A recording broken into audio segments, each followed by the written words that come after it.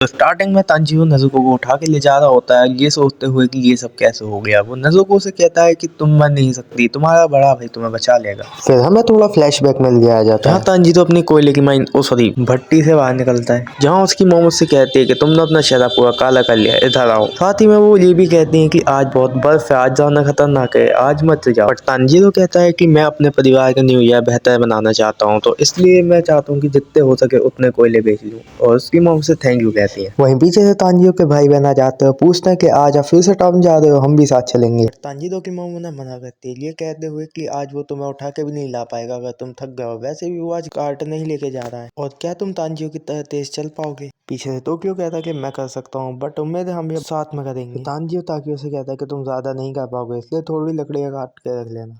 फिर तांजीरो वहां से निकल जाता है, सब उसे बाय कहता है। थोड़ी दूर जाते उसे नेज़ुको मिलती है। वो कहती है कि वो दाकुता को सुधारने के लिए गई थी, बट उसने सारा शो सुना है।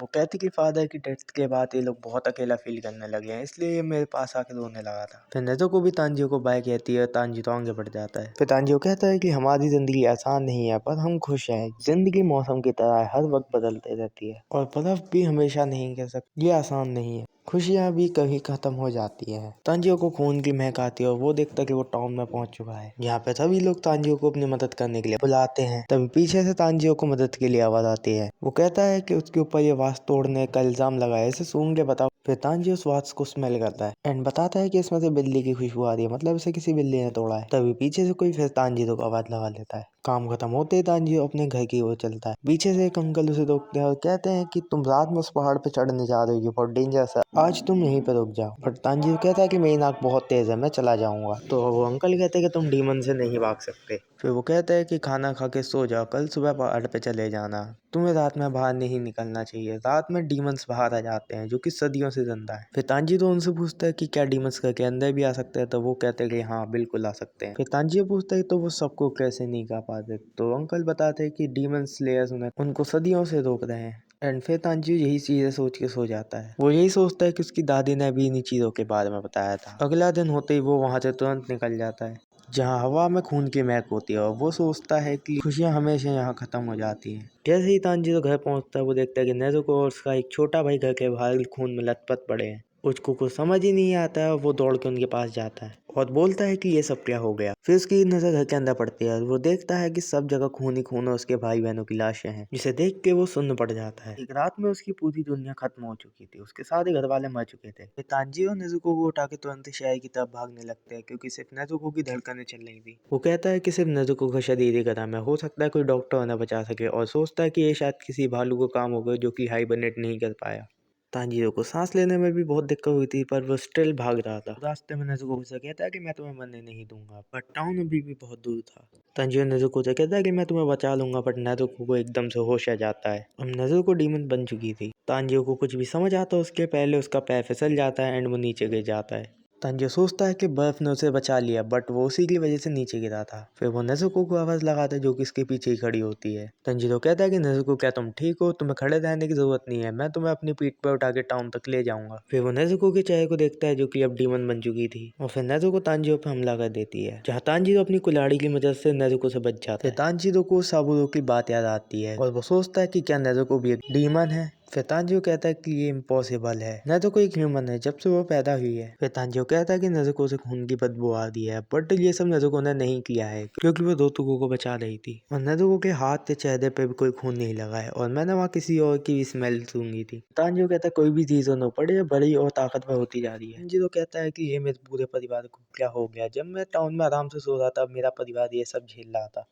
तांजीरो कहता है कि बहुत ताकतवर हो चुकी है, अब मैं इसे नहीं रोक पाऊंगा, जब मैं टाउन में आराम से सो रहा था तब मेरा परिवार ये सब झेल रहा था, और मैं वहाँ पर उन्हें बचाने के लिए भी नहीं था। फिर तांजीरो कहता है कि तुम ये सब नहीं कर सकती, तुम डीमन नहीं बन सकती, लड़ो खुद से। फिर नेज़ुको की आंख से आंसू आने लगते हैं, तभी पीछे से कोई आ जाता है और वो आके सीधा नेज़ुको पे अटैक कर लेता है, बट तांजीरो नेज़ुको को साइड कर देता है, जिससे वो लोग इस अटैक से बच जाते हैं। तांजीरो पीछे हट जाता है एंड सोचता है कि आखिर ये है कौन। तांजीरो बोलता है कि इसके हाथ में तो कटाना भी है, एंड फिर वो पूछता है कि तुमने इसे क्यों बचाया। तांजीरो कहता है कि ये मेरी छोटी बहन है। फिर वो कहता है कि ये है तुम्हारी छोटी बहन, एंड देन वो तांजीरो पे अटैक कर देता है, और तांजीरो के पता चलने के पहले उसकी बहन को ले जाता है, एंड फिर तांजीरो नेज़ुको को आवाज लगाता है। फिर वो तांजियो से कहता है कि हिलना मत। तांजियो कहता है कि रुको नेज़ुको ने किसी की भी जान नहीं ली। ऑफ कोर्स मैं तुम्हारी बहन का सर ले लेता हूँ कि डीमंस को मारना मेरा काम है। तांजियो कहता है यहाँ कोई और है जिसने सबको मारा है। मेरे घर में किसी की स्मेल थी जो मैंने कभी नहीं सूंघी। फिर तांजियो कहता है कि मुझे नहीं पता कि किस चीज की वजह से ये ऐसे रिएक्ट कर रही है। फिर वो तांजियो को बताता है कि ये आसान है, किसी डीमन का ब्लड इसके अंदर रह गया होगा जिसकी वजह से डीमन बन चुकी है। इसी तरह डीमन से मल्टीप्लाई होते हैं। तांजीरो कहता है कि वो अभी भी जानती है कि मैं कौन हूँ। फिर ये कहता है कि हाँ अभी वो तुम्हें खाने वाली थी। फिर तांजीरो कहता है कि नेज़ुको कभी भी किसी को नहीं खा सकती। फिर तांजीरो कहता है कि मैं इसे किसी को भी नुकसान पहुंचाने नहीं दूंगा, मैं इसे सही करूंगा, इसे वापस इंसान बनाऊंगा। फिर वो कहता है कि जो इंसान एक बार डीमन बन जाए वो वापस इंसान नहीं बन सकता। फिर तांजीरो कहता है कि मैं कोई रास्ता निकाल लूंगा, इसे मत मारो, मैं उसे भी ढूंढ निकालूंगा जिसने मेरे परिवार को मारा, मैं सब करूंगा, तो रुक जाओ, मैं नेज़ुको को भी नहीं खो सकता।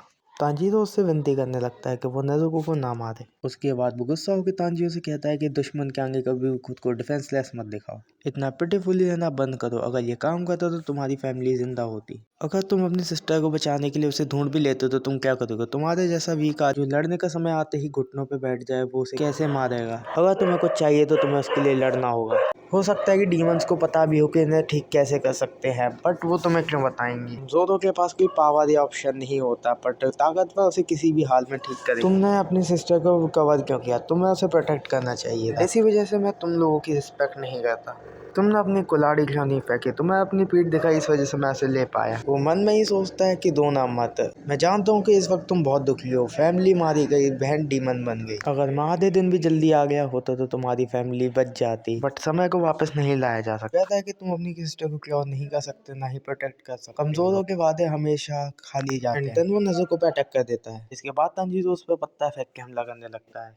एंड इनके बीच एक छोटी सी फाइट शुरू हो जाती है, जिसके बाद तांजीरो उस पर एक सीधा हमला कर देता है। एंड ये सोचता है कि ये हमला भावनाओं में बह के किया गया है, क्या बेवकूफ है। एंड फिर वो तांजीरो की पीठ पे वार करता है एंड उसे वहीं बेहोश कर देता है। एंड जब तांजीरो नीचे बेहोश पड़ा होता है तो ये सोचता है कि कुल्हाड़ी कहाँ है। एंड जब वो ऊपर देखता है तो वो कुल्हाड़ी घूम के सीधा उसके चेहरे की तरफ आ रही होती है। एंड वो बहुत ही मुश्किल से उससे बचता है एंड सोचता है कि पेड़ के पीछे जाने के पहले उसने पत्थर फेंका एंड उसके बाद उसने शांति से कुल्हाड़ी भी फेंक दी। इसे पता था कि ये मुझे नहीं आ सकता, तो इसने खुद मरने के बाद मुझे हराने की कोशिश की। अपने हाथों को छुपाया ताकि मुझे पता ही ना चले कि इसने कुल्हाड़ी फेंक दी है। वो ये सोच ही रहा होता है कि एकदम से नेज़ुको इस पर हमला कर देती है। फिर वो कहता है कि बहुत देर हो गई है, उसे खा जाएगी, बट फिर वो शॉक हो जाता है। वो देखता है कि नेज़ुको उसे खा नहीं रही, उसे प्रोटेक्ट कर रही है एंड फिर वो उस पर हमला कर देती है। उसे याद आता है कि पहले भी उससे ये बातें किसी ने कही थी, बट फिर उस डीमन ने ही उसे खा लिया था। डीमंस को जिंदा रहने के लिए एनर्जी की जरूरत होती है जो कि उन्हें इंसान के मांस से मिलती है, बट इन लोगों में कुछ अलग बात है। बट ये ऐसे बचा रही है एंड पूरा एंगर मेरे ऊपर फोकस है, इन दोनों में कुछ तो अलग।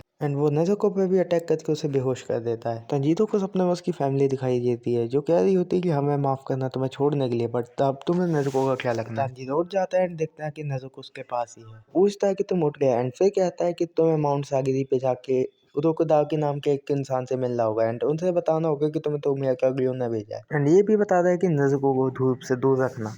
फिर तांजीरो वापस घर जाके सारी फैमिली मेंबर्स की बॉडीज को गाड़ देता है एंड निकल पड़ता है नेज़ुको के साथ। तो यहाँ पे हमारा पहला चैप्टर खत्म होता है। I hope you guys enjoy the video and अगर वीडियो बिल्कुल भी थोड़ी सी भी पसंद आई तो लाइक शेयर एंड सब्सक्राइब कर देना। बाकी मैं मिलता हूँ तुमने नेक्स्ट पार्ट में, तब तक के लिए बाय बाय।